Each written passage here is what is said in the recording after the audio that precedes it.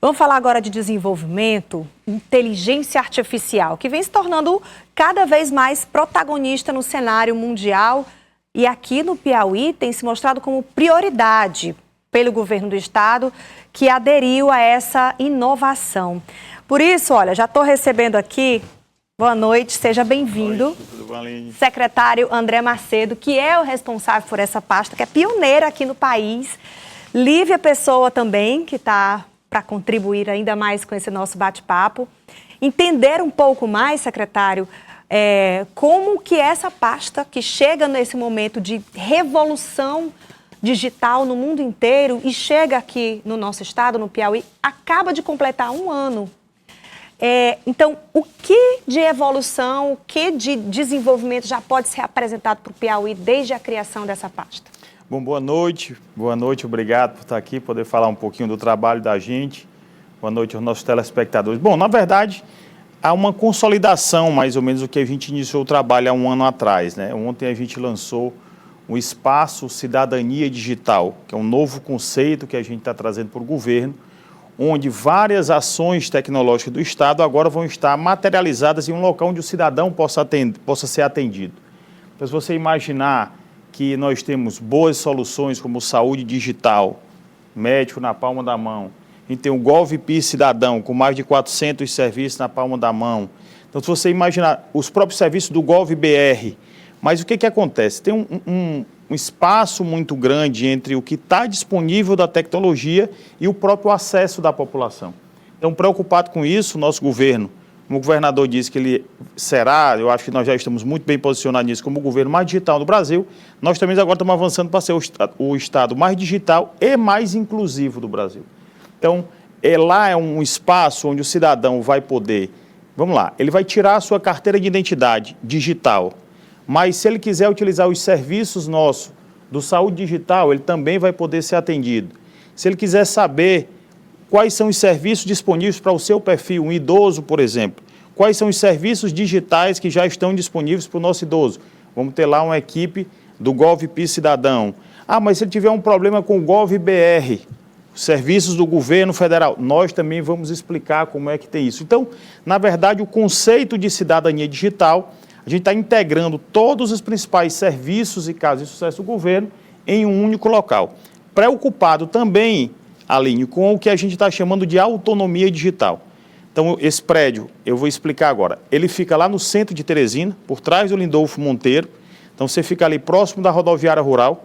Se você imaginar que essas pessoas são as que têm menos conectividade, a estatística mostra isso, então você vai poder descer e vai ter um espaço que, para além desses serviços digitais, a gente trouxe novamente o conceito de uma lan house. Vocês lembram de uma lan house que a pessoa ia e podia até acessar, ter um computador? Ele não era esse tempo.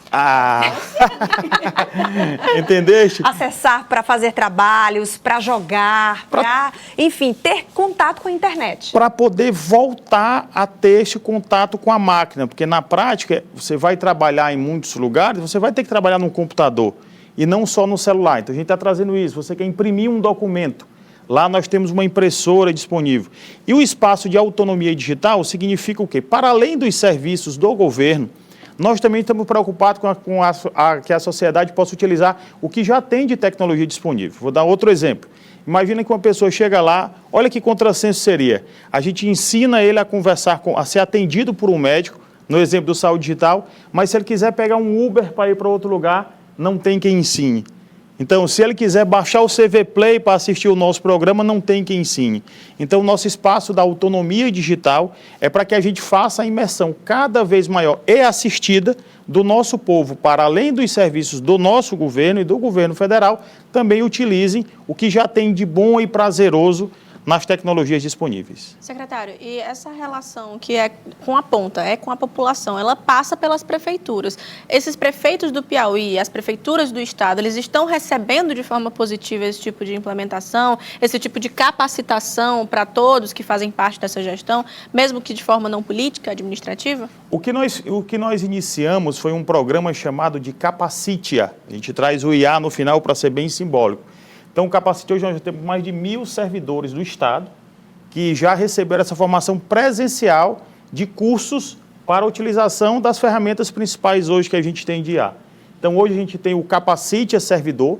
Agora, no final do mês, nós vamos iniciar o Capacite a Desenvolvedor, que é para os nossos analistas do governo passarem a desenvolver IA a partir desse alicerce que a gente já montou. E também, junto com o professor Washington Bonfim, nosso secretário de Planejamento, a gente está lançando o Capacite a Popular, que é a ideia, as associações, a sociedade civil organizada, que está buscando o OPA, a CIA vai chegar lá e vai fazer um trabalho de inclusão. O próximo passo da gente, que foi o que nós pactuamos lá, o governador fez aquele pacto pelo Piauí. A nossa secretaria ficou responsável, Lívia, exatamente por interiorizar essas ações de formação tecnológica e de inteligência artificial. A gente fala também muito sobre o investimento em segurança pública aqui no Estado. Sempre estamos apresentando, principalmente após agora esse Pacto pela Segurança, o Pacto pela Ordem, que está sendo apresentado pelo governo do Estado, uma sequência de projetos. Isso também está no radar da Secretaria, ou seja, são projetos de segurança que também envolvem essa inteligência artificial. Como é que é esse cruzamento de serviços e que impactos isso já tem trazido para a sociedade? Excelente pergunta. Assim, às vezes é difícil a gente explicar o imaterial. Por exemplo, quando você usa o Netflix você enxerga, o vídeo você assiste, mas o sistema de recomendação que lhe manda outro vídeo e outro vídeo, ele é uma IA que está por baixo. Então, a nossa secretaria tem muito essa característica da transversalidade, né? Então, a gente atua muito para potencializar as soluções que estão sendo desenvolvidas no Estado. Você imaginar o que a gente teve do nosso protocolo de roubo e furto de celular, da Secretaria de Segurança, que fora nacionalizado, o Ministério da Justiça incorporou essa solução a nível nacional, a gente tem a nossa participação. Você imagina o saúde digital, ninguém sabe, mas tem muita IA rodando por baixo do nosso aplicativo do saúde digital. O próprio GovPI, como eu comentei, tem muita ação. Então, o que nós temos é uma sinergia muito forte com todos os secretários no que a gente chama de montar a nossa fábrica, a nossa usina de inteligência artificial. Então, são demandas, a gente vai avaliando situações de cada secretaria, onde é que a inteligência artificial contribui, mas na prática é para potencializar o serviço fim que está sendo ofertado.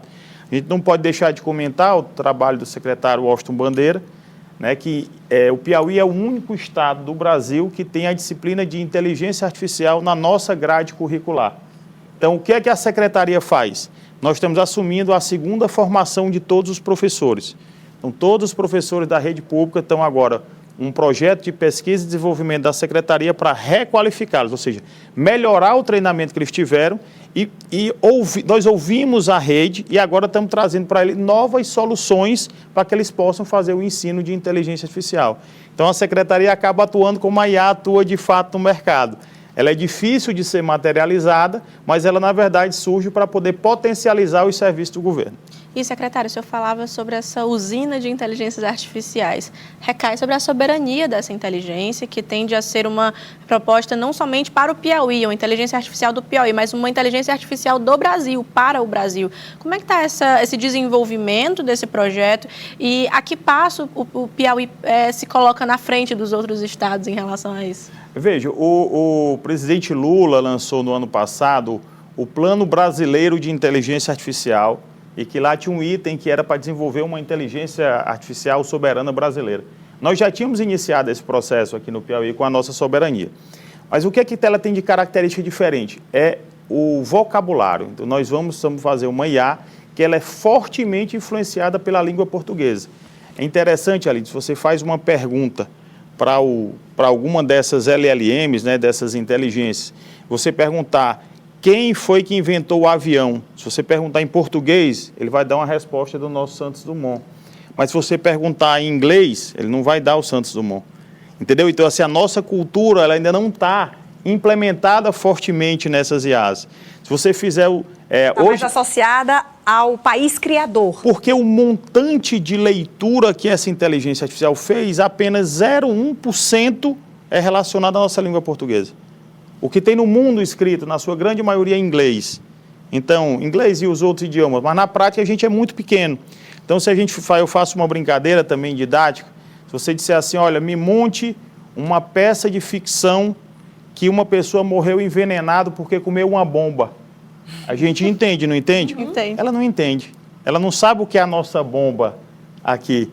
Então, a ideia da gente ter a soberania é carregá-la de português, de cultura portuguesa, de um modo geral, e também não ficar refém das big techs famosas. Então, a ideia é que, assim, uma vez que tem o braço do governo, os dados, a política de dados vai ficar todo sob o controle estatal, rodando na nossa empresa de tecnologia, e aí a gente garante, então, uma soberania no desenvolvimento e no uso dessa nossa inteligência artificial. Acho que eu até falei demais, porque o governador é quem vai fazer o lançamento dessa nossa soberania em breve. É uma antecipação, então. Só um briefing.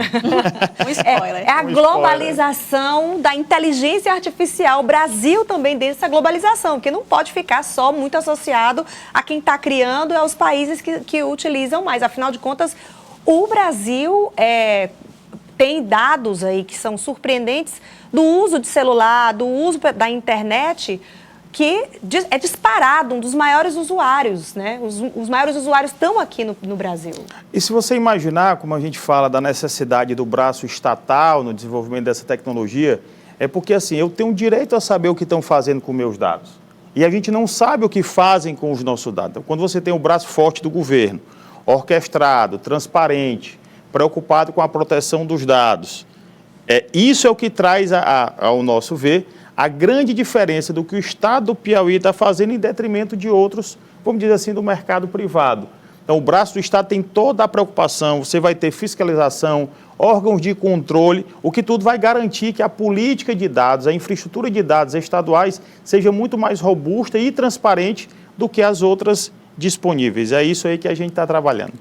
Secretário André Macedo, secretário de Inteligência Artificial e Economia Digital aqui do Piauí, muito obrigada por ter vindo, ter contado para a gente esses últimos passos da secretaria, os mais recentes, sempre de portas abertas, tá? Eu agradeço, queria convidar, amanhã nós vamos ter um papo de governança falando exatamente sobre governo, sociedade digital, com a presença do nosso governador Rafael. Amanhã é um evento que nós vamos mostrar com mais detalhes todas ou a grande maioria, as mais impactantes soluções tecnológicas que nós estamos utilizando no Estado, lá no auditório da Tapaué, a partir das 8 horas. São todos e todas convidados a participar. Ali na Frei Serafim.